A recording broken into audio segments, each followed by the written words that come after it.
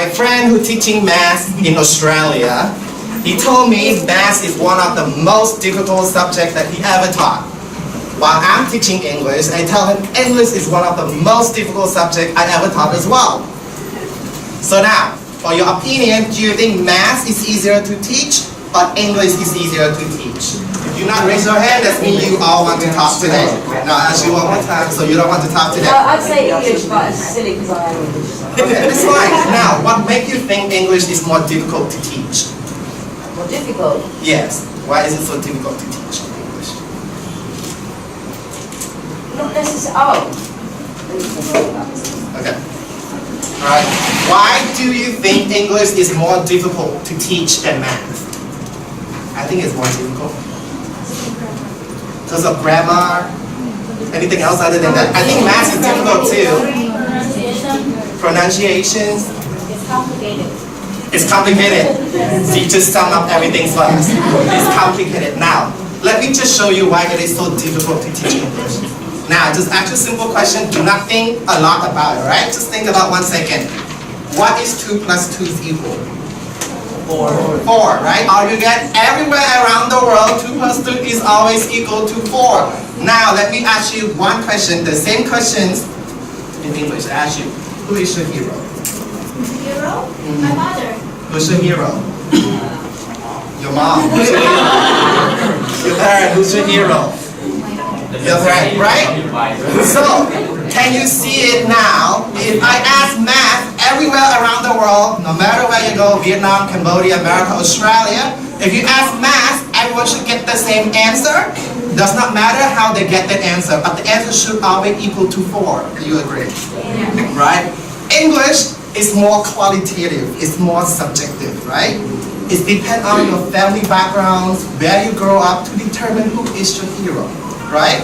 I am asking the same question, but each person, even though we're coming from Cambodian culture, but the answer is still very different, right? Now that is just an introduction, it's nothing really to special education, it's just that we make fun of it, right? So what I probably call confession time. What I will be telling here will not go out through this door, right? I will not tell your student, I will not tell Alex, and he will not tell your school director. So we all will keep our jobs. Okay? Now, I want first row, twist your chair back to second row, third row, twist your chair back to fourth row, right? And keep doing that, so you're all facing each other, so that we can create the movement, right? Let's start on 3, let's do it now. We don't have much time. First, is one group. Turn. Let's go to that one. I want you to share what was one of your most difficult student that you ever taught, right? Let's just spit it out. This is like, I thought she was stupid, don't use that word. I thought she was stupid, she was like so messed up, why can't she do like 10 minus 7 or like 15 minus 8, right? So just take a few seconds to reflect on those experiences, right? What was one of the most challenging students that you ever experienced before? Are we all clear on that? Right? 5 minutes, let's just start now. Reflect and then share with your group. And then you will pick one person to represent your group and share with them. Alright, 5 minutes start now, let's go.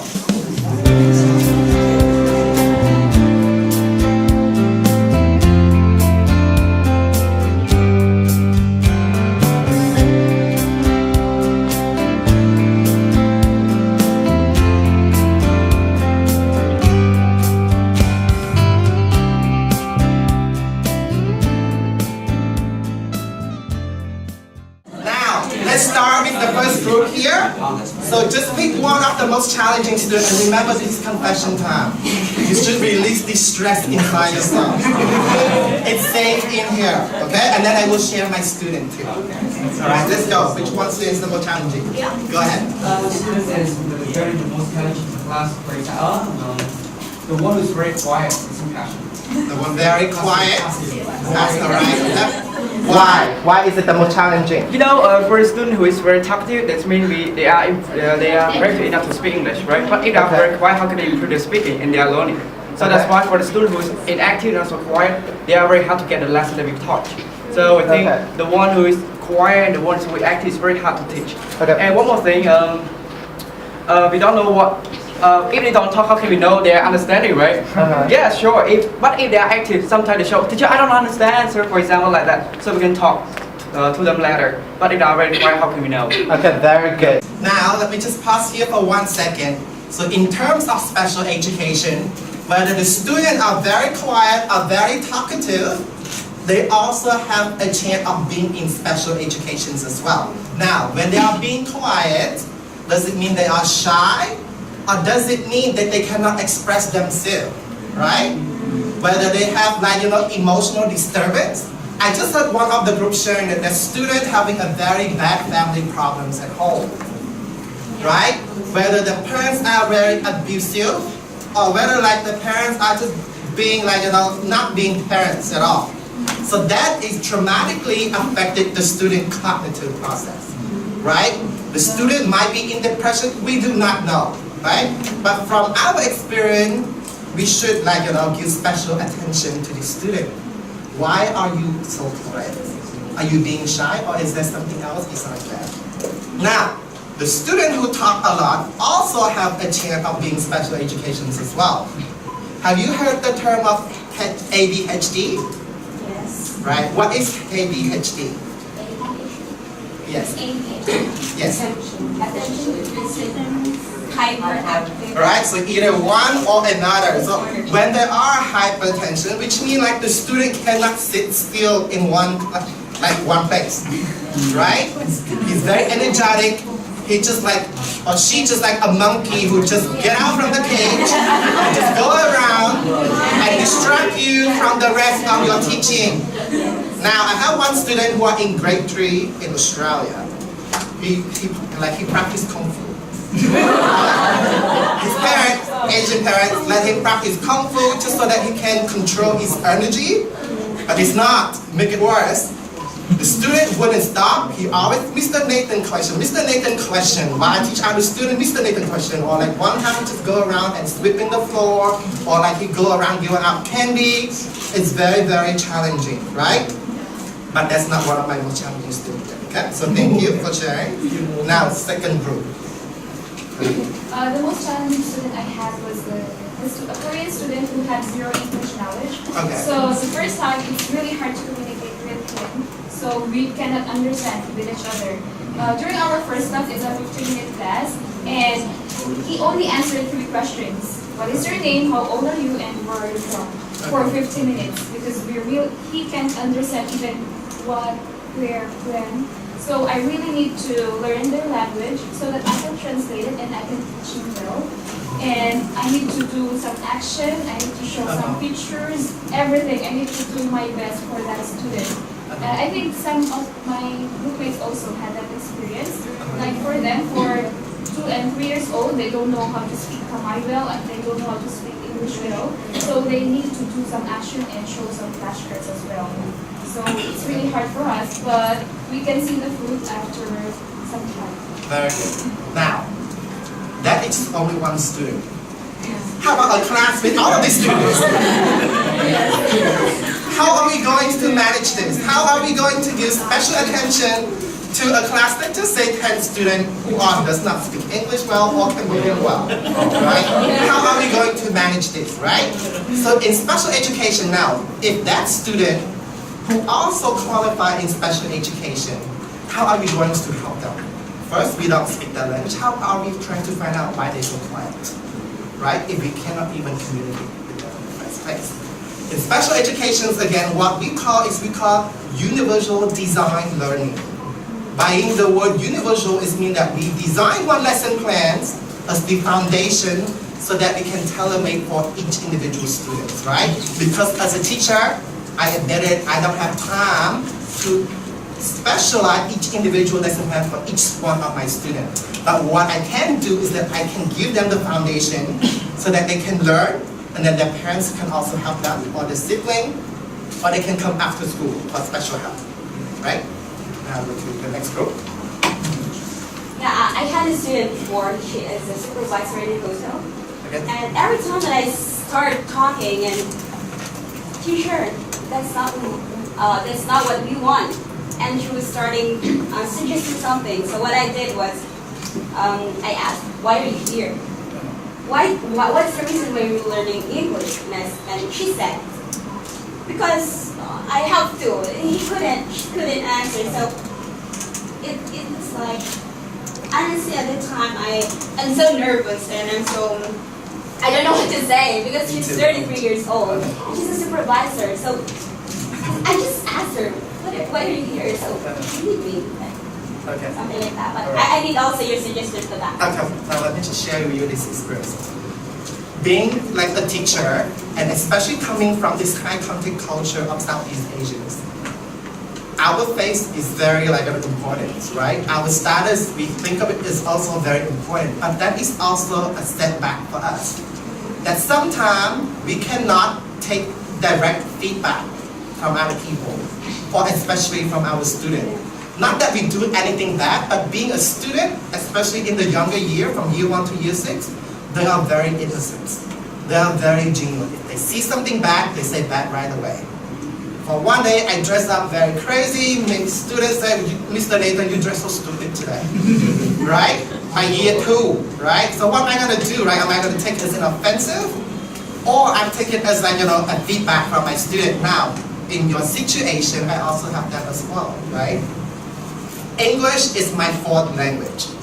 I am fluent in Vietnamese, Cambodian, Chinese, and English is my 4th language that I'm learning, right? So naturally, my accent is not that perfect, it's not that well, it's okay to get by. And there is some word that I still don't understand, there is some word that I still to learn, and that's why we call education is a learning process, right?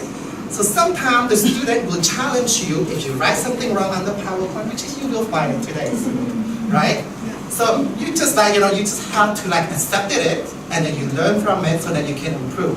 Now back to the situation. So when the student are challenging you like that, what I do with that student is that I say, hey, what do you think you should learn next class? Right? You put them back in your position as a teacher, which is I normally do. I normally ask my students every day, one of them to be the team's leader. Right? I give them a topic, I ask them to go home, this is your homework. When you come the next class, you will teach it to your group. Right? You will be Mr. or Mrs. Lin today. Right? I will be your student and I will learn from you. Right? So you put back the responsibility on that student. Now the student will learn, right? How hard is it being a teacher? Okay? And then the student also feel welcome as well that you listen to them in the first place. And that you not take it as a negative feedback and that you give them responsibility. Okay? She quit. Okay. Yes. Well, that may be the worst case. Now the next group. Okay, so as earlier, one of our teachers have mentioned that the difficult thing for him is about the quiet one. But for me, the student that I really have to, that I really have to deal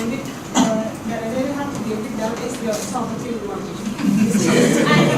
I don't know why sometimes it's really hard for me to stop him. Especially during my explanation, when I speak, he also keeps speaking. And then he disturbs. How about when you're not talking? He still keeps talking. And sometimes he tries to mock me. Yeah, it's like I am talking to big friend. What usually does he talk about? Like random thing or is it related in class? Funny thing, most of the time. Funny thing most of the time, okay. And sometimes even though I try to be very serious with him, but then he tries to make me laugh. Now, Sometimes I cannot help him. now did you laugh? Okay. And even though I try to be very soft, it is good with him, but sometimes still doesn't know. And sometimes I try to embarrass him in front of the other people, he still makes one. I don't know. Now, if your student making fun and you laugh, that means you give him a positive reinforcement. And it is okay to make fun because I am a teacher, I enjoy your joke. Right?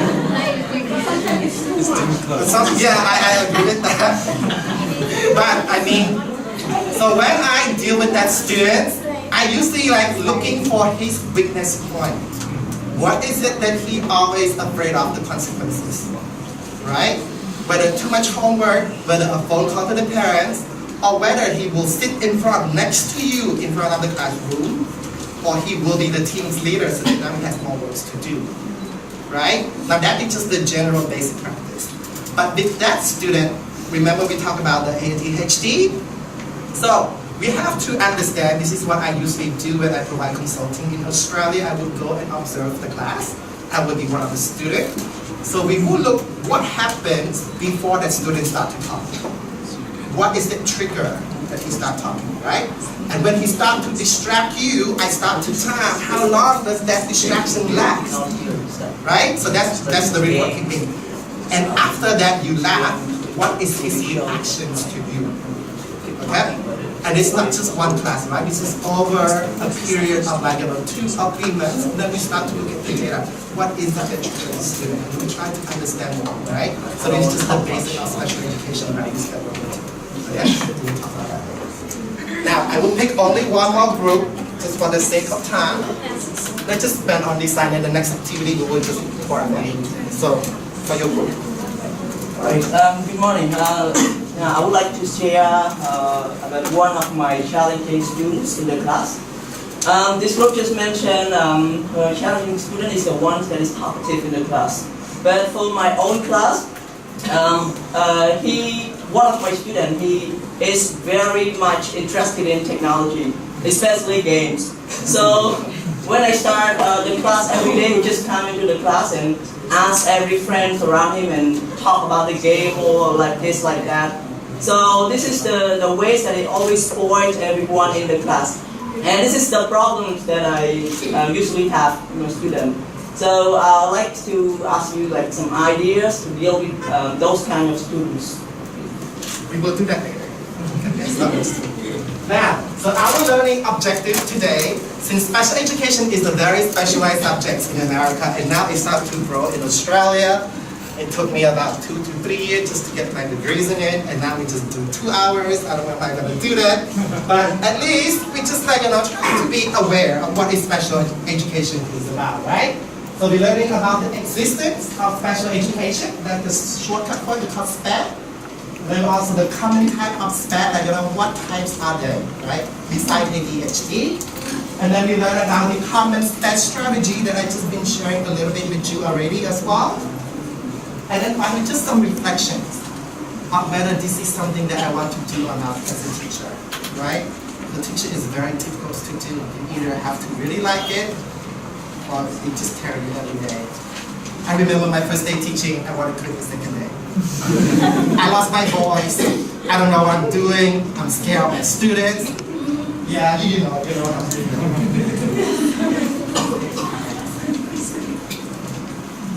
Now, I have these very short activities for you, right? Alex told me that you are very well in coding this animal stuff. Karena. Or whatever that is, right? Are you good at it? Karena. Origami teacher. Only her in here. Alright, so instead of doing individual group, we will do it as the entire class and you will be the teacher. Okay? Now, please, come up here and you only need one piece of paper and it will tell her what to teach you how to code. Okay? Now, just get the paper out ready. Now, the challenge is that you, as the participant, cannot talk at all. I don't want to hear any noise. Team facilitate, make sure they do not talk. And you cannot ask questions. You cannot make one step ahead of her. You have to follow her instruction. Even though you know how to make a bird, you cannot do it. You have to wait for her. If she tells you to tear the paper, you tear the paper, you toss it. Right? You listen to her, okay?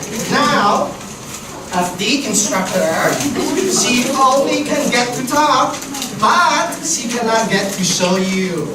Okay? Now,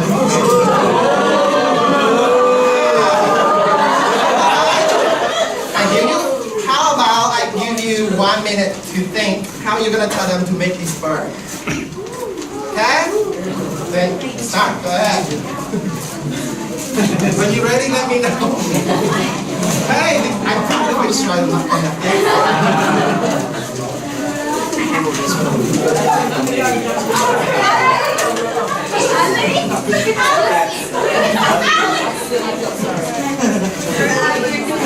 Try your best. show you. This is to show you realize what is special education about. You will understand after this.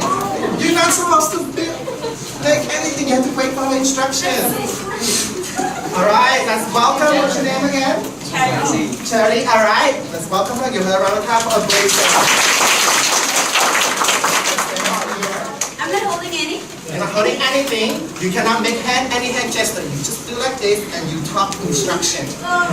And you, as the participant again, cannot talk, right? Make sure no one talks in your group or you get punishment. No one's talking. Excuse me, and she gives the wrong instruction, you have to You still follow. have to follow her as the student.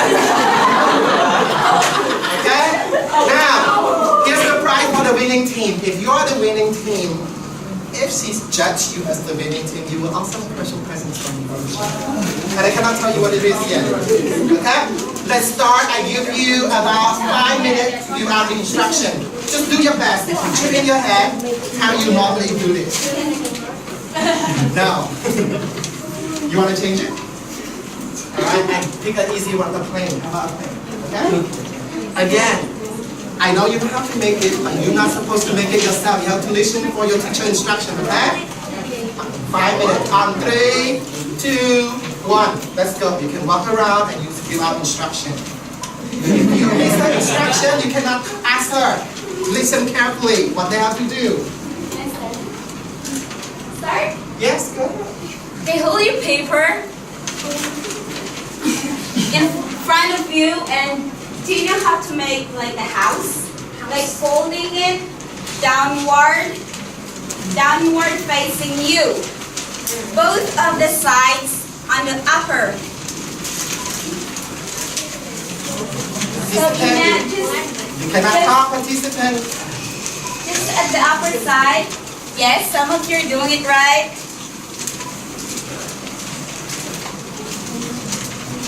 And once you're done with this, then fold it downward again. Following the lines of the one that you folded. And again, follow the fold.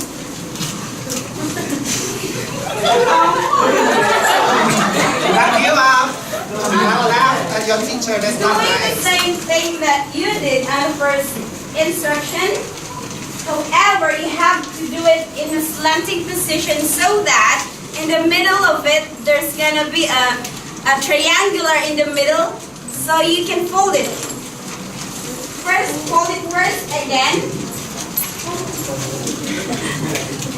Fold downward. It's the same thing that you did on the first instruction. The winning team. Very nice. Winning team. Some of you are doing it right. And when you sit in the middle, there's something pointed. And then fold it upward.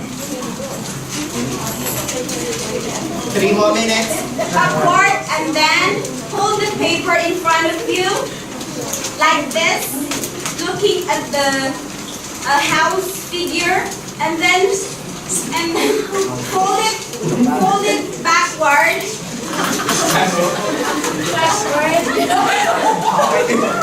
Keep going. And then fold each side half. Even she give you wrong instruction, you have to follow her. Oh my God, what is A house figure. This is a house figure. So once you're folded backward, You cannot use your hand.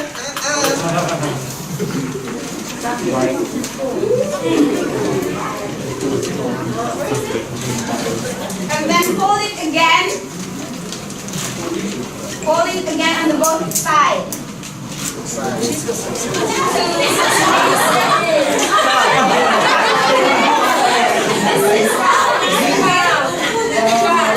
Who's the winning team?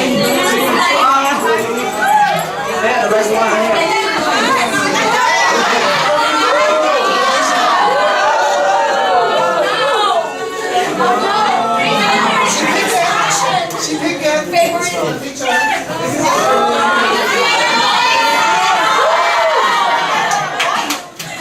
opportunity. Here's the person speaking. Now, I want you to imagine this. Imagine you are the participants, right? The teacher gave you the wrong instruction, but there is something of you just cannot talk because I tell you cannot talk.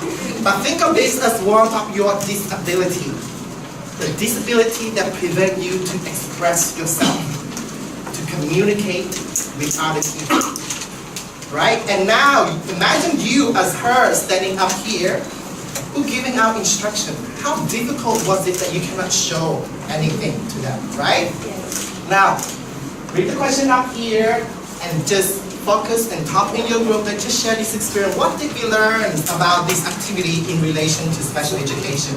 Remember, right? When you cannot talk, that is one of your disability. When you cannot show, that is one of your disability as well. Okay? Let's take about 6 minutes, 1 minute per person, and just share it within your own group. 6 minutes starting now. Let's go.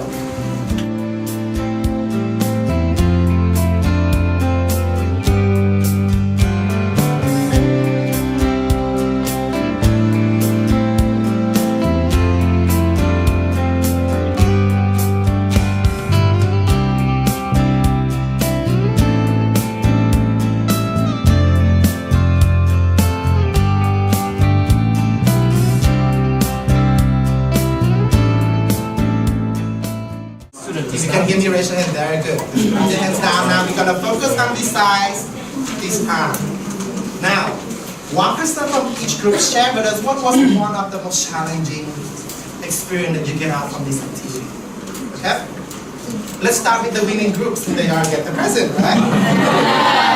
Now, share with us one person in your group. What was one of the most challenging experience from this activity? I'm gonna take back the present from you. Alright, good. I may choose, I can say the most difficult challenge for this activity is somehow without doing action it is hard to understand something. So if we apply back to be a teacher like we are a leader, if we give the right instruction, the student will follow us correctly. But It has nothing against you. No, you can see that some can follow correctly, but the other cannot. So it's hard. Without doing the action or show something, just using like words or instruction, it's hard to understand. Really? Come on, please. Yeah, right? So that's why I want to do this activity.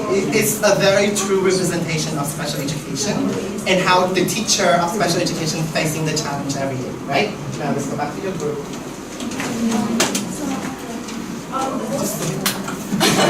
The most challenging part was the teacher can't give example. Yes, no offense, but he's the one who tell you not to give example, right? You can't do any hand gesture or you can't use any paper to fold to show us about that. So for some of the students, if we do like this, they can't understand. Some of the students, they learn by us giving example to them. And some they can just listen to us and they'll know the instruction that we give them. Some they can understand by that. But some we have to give example because all of the students, they have different way of learning.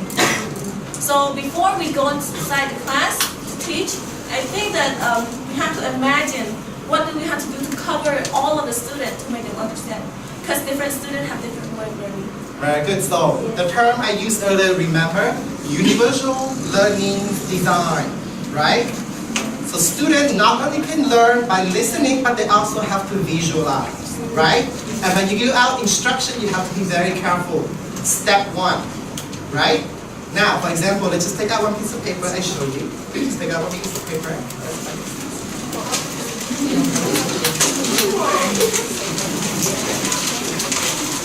Now, I do not know how to fold anything, but this is for practice, okay? Now, if you all have a piece of paper, raise that paper up so that I can see it. Okay? Raise it up high so I can see that everyone has a piece of paper. Now, I want you to hold from one end to another in a rectangular shape and show it to me. Rectangular upside down. Rectangular the other way around. That way, alright? Look around you. Alright? Show it up high so I can see it.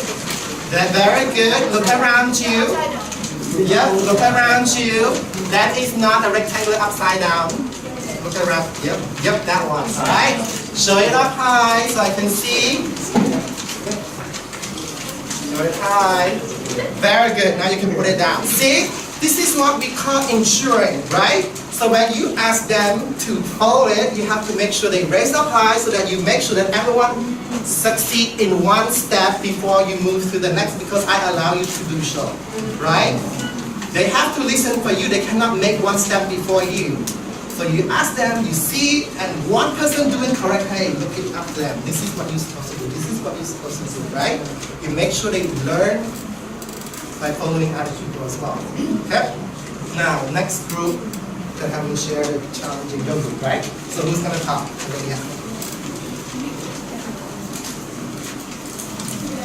Hello, my name is Charles, and hello, all speakers. I'm very blessed to solve the challenge with how to follow your teacher at the moment. I think that all the following the teacher is very difficult. The general teacher always saw the paper and do meet with the student, but she only saw the series and presentation let students follow. It's very difficult to follow. Some can do it, but some cannot do it. And in this thing, I think that my group is discussing the challenges.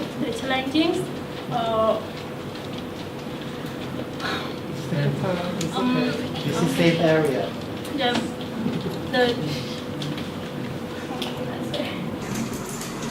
You can speak in Korean if you want. yes, all the students need to keep quiet and listen. Follow step by step, and but very hard to follow. We need to pay attention one by one.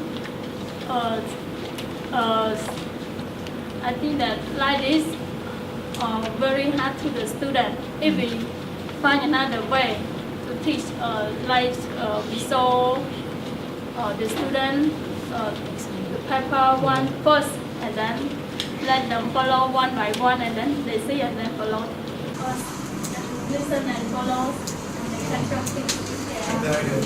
So what I normally do in my class is I usually pick like 2 or 3 of my top students in the class, and I teach them beforehand, like maybe 15 minutes or like before, like when the actual class start, so that I can break my whole class into 3 different groups, right?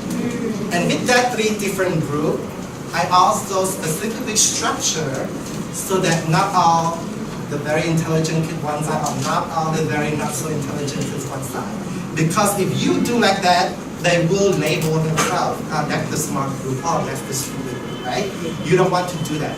As a special education teacher, you actually cannot even disclose which students are special needs at all, right? By law, I mean, I'm talking about American perspective.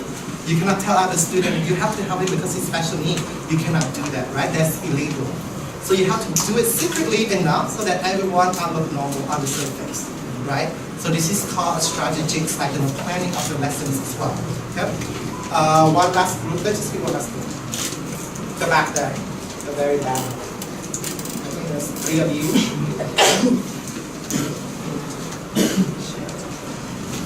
Let's just share with us a quick one.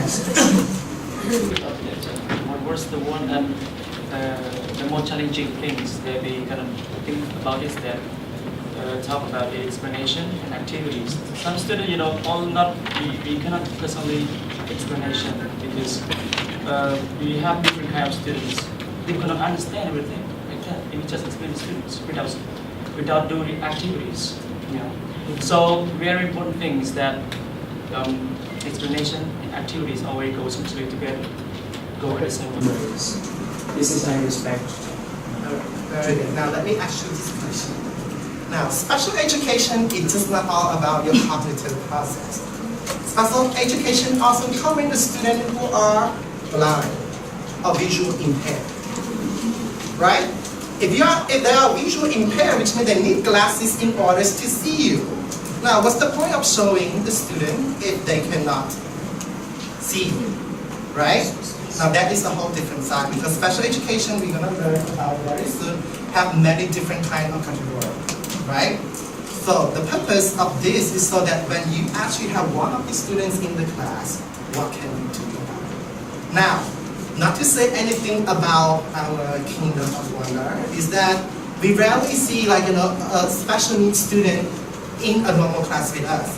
Because we usually just ask them to go to a very specialized school, like school for the blind, or school for the deaf. We rarely including them as part of our class. Or some students who are not very smart, not very functional, our school just refuse not to take them. Not that this school is doing that, I'm just saying for example, right? But some school does do that in Southeast Asia, right? Because why? They don't want that student to be a bad representation of that school, right? And I always tell them that, what is the purpose of us being a teacher, of being a school, if we refuse to accept students with special needs? At least we should give them a try, right? A fair try like our students. And the word that I always remember is that when I first started my teaching career, one of my mentors saying this, she in education is for the outcome of the student, it's not for the income of the hospital, right? You in it for the outcome, it's not for the income. But again, we are living in different world. We need also to balance out between our income as well, because if you don't have the income for our family, how can we continue to do this, right? So you have to find the right balance. But at the same time, you should give every single student an opportunity. Okay? Yeah.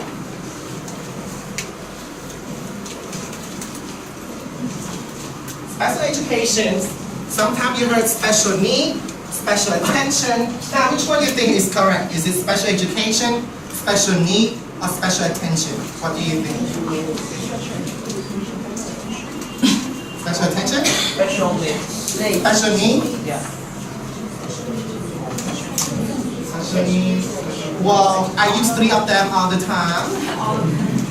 Actually, the correct terminology is that because the student needs special needs, right?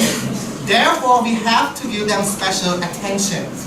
And by giving them special attention, we create a special education program for them, right? So that's a very slightly different. Now, I will ask you, this terminology definition vary by institution in America, but I like this one because it's captured the whole thing. And you can, this is the only slide actually to write. That is right. Special education is especially designed for those students who are mentally, physically, socially, or emotionally delayed. Okay? That is what special education is for. It's very broad, but at least it's captured the whole special education spectrum. Especially designed for those students who are mentally, physically, socially, and or emotionally delayed. The key term here is delay.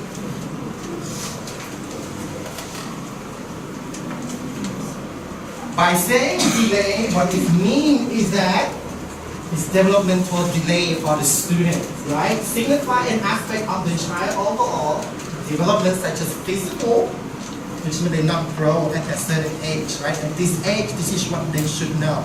At this age, this is what they should all have, right? And because of that, we have to place them, or another key word is that, which place special education students behind their peer, right? For example, according to the national average, if you're in year 3, this word you're supposed to know. This math you're supposed to find out, right? So as a special education teacher, every 2 or 3 months you have to conduct a secret test on your student and monitor them, right? This is the national baseline.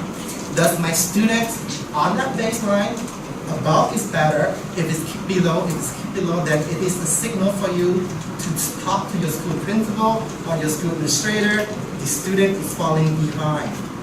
What is the cause of this? You take out the special report, like, this is what happening, this is what happening.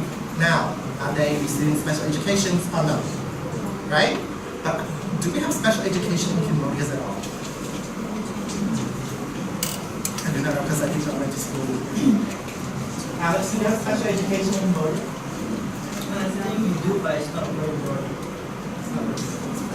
Or maybe we just choose to ignore it.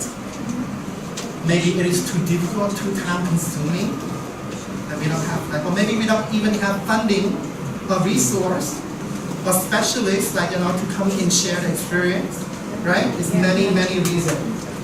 But then again, right, the objective today is not to, I am not a doctor. I cannot just tell you what to do, like, when you student like this. I just want to create an awareness for you, so at least you know what it is like to be a special education.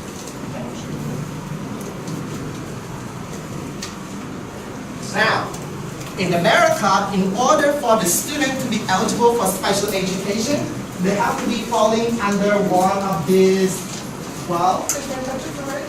The first one is autism spectrum disorder, the most common in America for primary school students, right?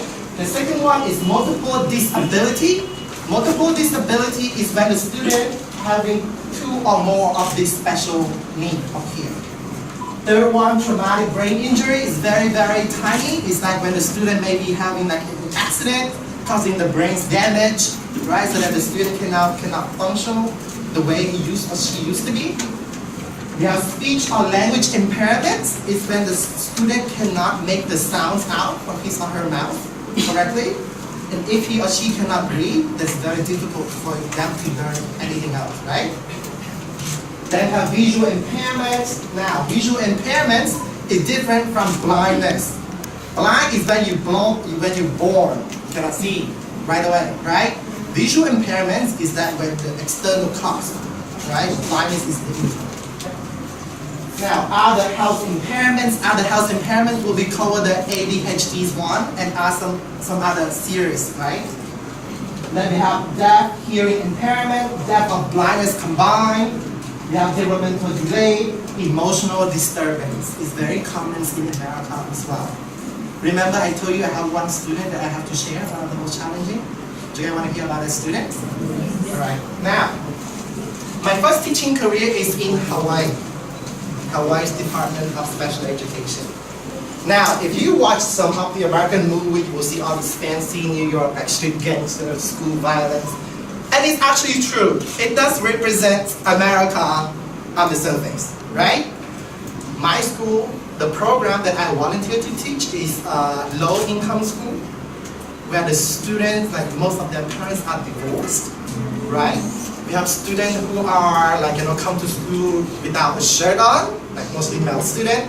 And because it's Hawaii, my school is 90% are indigenous people, which is the local original people, if you would say, right? The Samoanian, Fijian, the pieces they all look huge, Sometimes they thought I am a student when the parents come in, so I have to dress like this every day while they come to school naked, right? So there is one student, one day come to school on the phone, clicking, and then she just not willing to listen, all right? And I took the phone out away from her, and the worst she said to me is F you. Imagine when you have that student saying the word F you to you, what you gonna do? Now in America, you cannot slap or anything, right? You will be jailed, right? Now, somehow the teacher report the student misbehaved, but what's the point, right? This is the students already, because she already know no matter what the teacher report, the result is still the same. She just does not change. Why? Because he finds that education is meaningless to her. And the only reason she in my class so that she will not be in jail, because in America, if you're under the age of 18 and you have some social problem, you steal or you fight someone, you do not go to jails yet. They put you on probation with a radar in your ankle. And if I do not take her in my class, a patrol will come and find her based on their GPS, right? very challenging. This is why I told you I want to quit the second day. I didn't. I don't know what reason they kept me doing the way I do, but I did say the F you back to her. Alright? It's just one of those response why you cannot control yourself in being first year, first day, first semester teacher, you don't know what to do, you just let it go. F you back, right? And then the student just look up at me and just I was scared, but I did not show her that I'm scared, right? I showed the student that I'm scared. Right? Like that too, and then you should start to talk more. Treat her every time when there's fight, there's always makeup, right? It's relationship in general, right? Fight, makeup. So, she just say, Mr. Nathan, you're not supposed to talk to the student like that. I'm gonna tell my mom, and then I start to get inside, I'm gonna lose my job. So I take out my phone, not her phone. I take out my phone, I say, why don't you call your mom right now so I can tell her exactly what you need to do. Right? And then I tell her do you think I want to be here? Do you think I want to take your attendance? I don't want to because I'm always tired, right? I'm scared of you guys. I'm being honest, I'm scared of you guys. I'm saying you guys are gonna toss rock, stone on my car. Now, the reason that I'm taking your attendance is because I care for you. I don't want you to be in jail. Right? You have to do a reverse psychology. Slowly, you try to let the student open that door to let you in, and they need an incident, right? Incident like the way I say after back to her. That's just she just shocked because none of the teacher ever said like that to her before, right? So this is kind of a crash, and then you heal, and then you start to learn about it. I do not recommend you to say the after you to the student because we are a teacher, we're not supposed to say that word. But now the students in a certain area in America, you do need to go beyond that and try to find out what is the best way to talk to them, right? And one of my thesis research for my Master in Education and Psychology is to research about the students' language behavior. What language trigger which emotions and what the consequences of those emotions on the students, right? So we have to trial and trial, but after 2 years was very tired. Now, the next one we have specific learning disability, and the reason that I call it in red is because most of the students, even in general educations, they do also have specific learning disability, one way or another, right? And I think in Cambodia, especially in Southeast Asia, because I will conduct the training in Vietnam as well, what I find is that most of the Southeast Asian culture, specific learning disability are the highest, right? The rest, autism is very, very few, and I think part of it may be also because of the food intake or genetic or an environment, but for Southeast Asia, we focus more on specific learning disability. And the last one is the orthopedic impairment. This is when you're born with your spinal cord restructure or some part of your body are not totally functional. Okay? So, in a nutshell, special education in America are these 12 different categories, right? But we focus more on specific learning disability. And I will get your email, I will send you the slide today so you don't have to write it here, okay? But it doesn't mean you get lazy. Now that's another thing. That's another thing as well. When you teach, you also, each day you have to reflect on yourself. What is the best strategy to teach my student? Should I tell them not to write and I send them PowerPoint? Or should I tell them to write and they're wasting their time writing something that's not relevant to them as well? Right? You have to test your style of teaching. So that one day you become so good so that you can do whatever you do, your students still learn. Okay?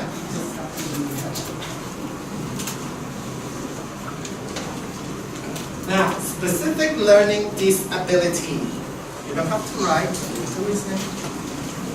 It's a range of disorder in which one or more basic psychological process involved in the comprehensive usage of language, both spoken and written, establish an impairment. Remember, impairment is external, right?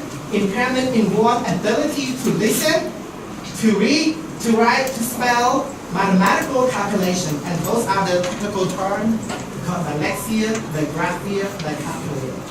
And I say, oh my God, when I heard that term, is every one of my students are having specific learning disability because most of them cannot spell correctly, cannot write correctly, cannot do math correctly.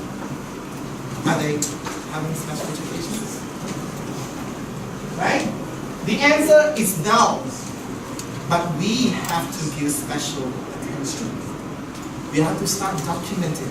If the student falling behind, is it because he's not doing his homework, he's not doing it properly, or is it very difficult for him to understand? Is it any impairments that he experienced? Now, in math, if you're a teacher, who's teaching math? Alright. Now, from your experience, because I also taught some math as well, from your experience, is it easier to teach addition or is it easier to teach subtraction? Yeah, which one is easier? Addition. Addition. And it's correct. The easiest in math is addition and subtraction. The student having very, very difficult to understand the relationship, right? They keep counting forward, but when I ask them to count backward, they gone totally blank. When we ask them to do subtraction, they just cannot do it, right? But then we have to reflect, is this something that all my students in the class experiencing? If so, then it is not their fault, it's my fault, right? And that's another thing for you to grow and to build professional development as well, is to never ever blame your student for not understanding something. If your student fell, even one student fell in the class, whether he's lazy or he's anything, don't say it is my fault. Right? And ask yourself, what did I do? Right? Have I given my best? Was my instruction clearly enough? Right? Did I give them enough example? Did I provide them enough support? Right? Do not blame the student. The moment you blame the student, have you heard of the term, when people lame, they try to blame? Right? I do sometimes too, like I have like my year 5s, year 6, especially in America and Australia. Their timetable is horrible, right? In America, Australia, they do not want students to memorize like the timetable, but I think students should be able to do timetable at the year 6. And that one student just cannot do timetable. I become so mad, I just say, it's so easy, why can't you understand this? It is so easy. I raise my voice and the kid cry. The next thing I know, your kid cry because he's in year 6. So then I reflect on myself. I mean, like, I am from a university, like master degree background. He is just the year 6. Is the language, the example like I give him, is it according to his age, his development level? Right? You have to reflect, because sometimes when you are mad, you're angry, you don't have that sense of like, logic anymore. Right? You start to put that kid the same as your friend, like, why are you so stupid? Right? Which is not the right things to do, right? Wouldn't recommend you doing that.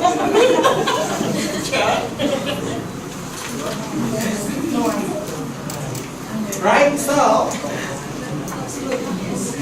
we have to do some sort of diagnosis, right? We have to like the whole class, we're using the national standardized testing twice per year. Okay? And then we see like whether our students, the whole class average is according to the national average or not. And then prospective student testing, which means the student that we think might be require special need or attention. We compare the students' performances. Okay? And then also after that, we do the benchmarking analysis. Then we have student restore record over time. Is it continually like going bad, or like is it like good one time, bad one time, good one time, bad one time? What is the patterns here, right? What is it wrong? And then we also look into family student background information. What is it that my student experiencing? But then we do research, recommendations, especially speak to someone who are having the students before. What did they do? Like reaching out, right? Especially first year teacher, for me. My first year, people hate me. I go around, I ask all the time, what do I do? Like if it's student like this, if it's student fighting in class, what am I supposed to do? I ask every single. And then the program monitoring, right? After you provide the recommendations, like student have to do this, when he or she go home, the parents should do this, and then you monitor. Right? And then again, this is a lot of work for special education teacher.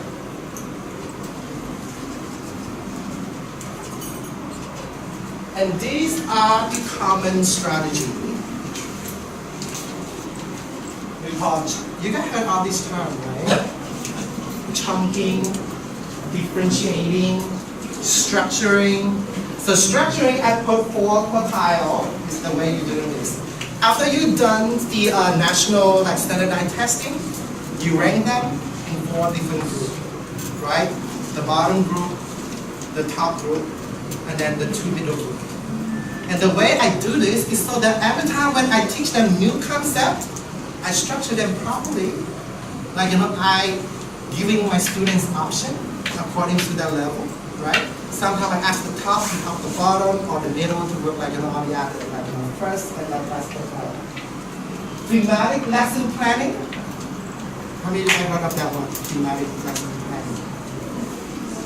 It's when you're teaching based on theme. What is the theme? Maybe the ancient Khmer Empire. This whole term we will teach on that, and it's all refer back to ancient Khmer Empire, right? So that's called thematic, and then cross-curriculum planning. It's when you're mixing math and English together, but English and social studies skills together, right? We make it into a scenario, a language. And the next one, what we call is Bloom taxonomy. How many of you have heard of that? Yes, what is it? This is about making your plans. Let's say you will departmentalize your objective. Let's say I have this objective for cognitive, I have this objective for affective and psychomotor. Okay. How are you going to plan according to the activities? In the principles of Bloom taxonomy of education, in one classroom experience, in one learning experience, you should have let them think, value, and do some psychomotor activities, or let them dance, sing, something like that, according to the topic. Yep. Thank you. Bloom taxonomy. This is the revised version, and again, you cannot copy all this too much, right? We'll send it to you. So what we call Bloom taxonomy is the level of thinking, cognitive of the students. The very bottom level is factual, remember stuff. Now, if I ask you to read a story, I ask you who was the character. You can tell me right away, something that's visible to you on the surface, factual. What was the male character, who was the female character, you can tell me right away, right? Now, as we going toward up, like understanding, applying, and analyze, and ask you, who was the evil character in the story? Now you start to force your students to think, right?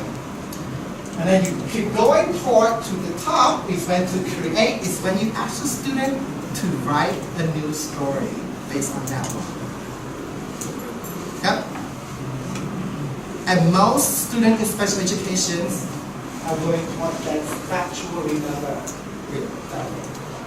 And it is very important for you as a teacher to know, to group your student, remember the 4 quartile.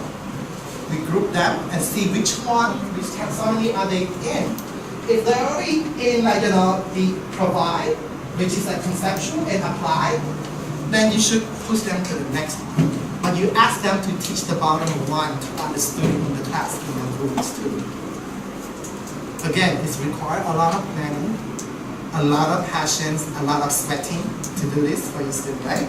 But it's fun to do so, right? If you really choose teaching as your career, which is I'm highly proud of every single one of you here, then you should starting to learn more about this stuff. Okay? Now, remember we said we have no toilet break, right? And in South Africa or South America to compete in the Olympic stadium. So he's running the marathon and he is the last person to finish the line.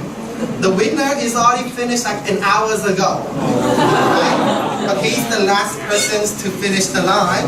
And then there is still some few people like in the stadium, they're taking picture, they're doing this, doing that, I don't know what they're doing. But people just keep wondering why this man's still running. And it's not just running normally, he's running like crippled, right? Because like it's a marathon, you run a very long kilometer. Bleeding, everything, he just keep running. They don't understand why is he doing that. You already have a winner, right? So as he approaching the finish line, people just start to clap because they start to realize something must be very interesting to look at, right? And it's true. When people come and interview him and he say, my country sent me here to finish the line, not to start the line. Right? So this is a 5th grader reading story based on a non-fiction story. Okay? So every time when we pick a story or pick something to teach our kids, make sure that it have some moral learnings into it, something that we can differentiate, and something that we can have activities about it, right? Now, pretend that you just read that story. The person sitting next to you or in front of you, you interview them. Okay, can you just give one discussion? Yeah, one for each person. One for each person. Yeah, one for each person and to pass it back.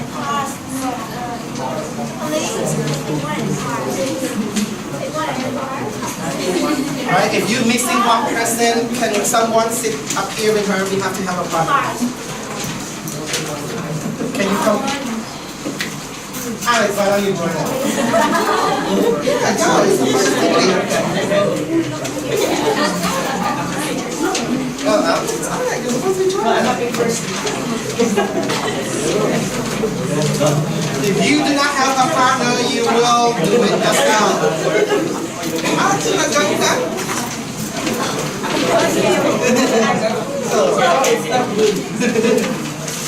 I will tell you the instructions, not without anything yet. Remember, we haven't read the story, but we pretend that we do. Okay?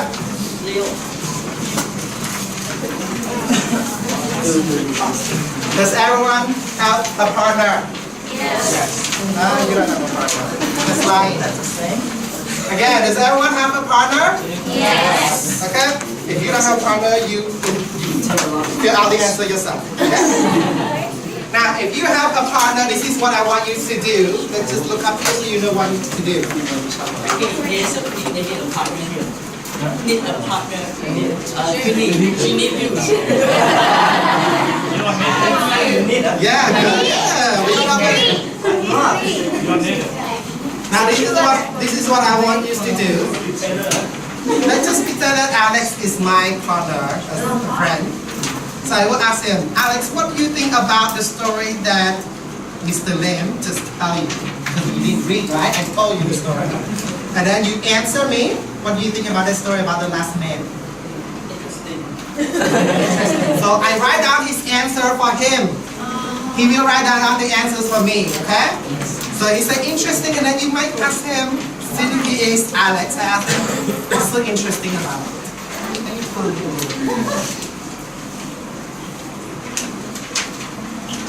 Pretend that he told me something. And then we move on to, and then he asked me back, like, what do you think about the story? And then, like, if people give you short answer, this is another strategy to teach your kid. Always ask them to give you example. If he said interesting, what's so interesting about it? If this, what is this that you're talking about? Explain more, like, elaborate more, stuff like that, right? And then I go to question 2, ask him, have you ever experienced something like that before? For example, something that you never give up before, or now, or into the future, like looking for a wife, or something like that, I don't know, right? The moral of the story is to never give up. The last man, right? So I think you guys know what the instruction now. So make sure you talk, make this like a conversation. And I will give you 10 minutes maximum. Okay? Do as much as you can. 10 minutes starting now. Let's go.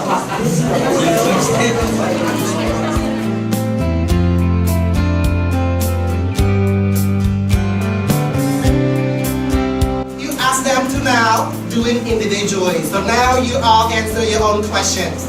You don't have to ask another student, but you have to give this paper to that student because you've been interviewing them, right? You swap it them, and now you do it individually. Try to answer as fast as you can for the next 5 minutes. This is your own self now. Let's go.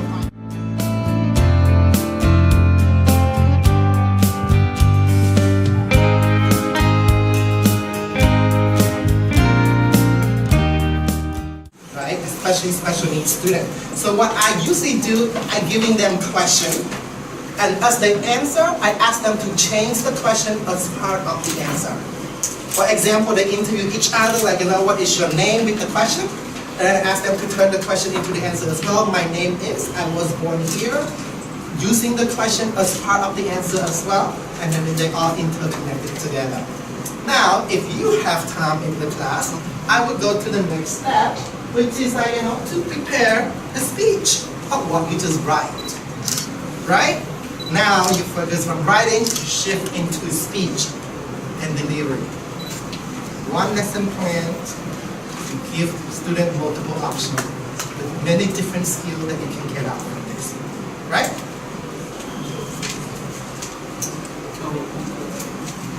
So, that's a communication skill, friendship building, expressive language, listening skill, which is you have to listen to others.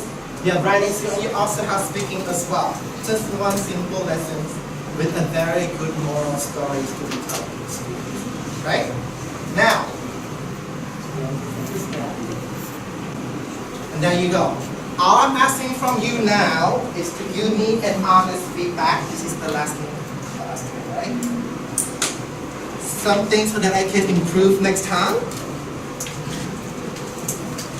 You don't have to put your name on here, so feel free to comment whatever you want, whether you look very handsome,